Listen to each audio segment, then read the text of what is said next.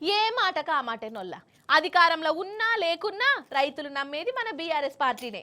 మన కేసీఆర్ సార్ అంటే వాళ్ళకు ఒక హిమ్మతి, ఒక భరోసా.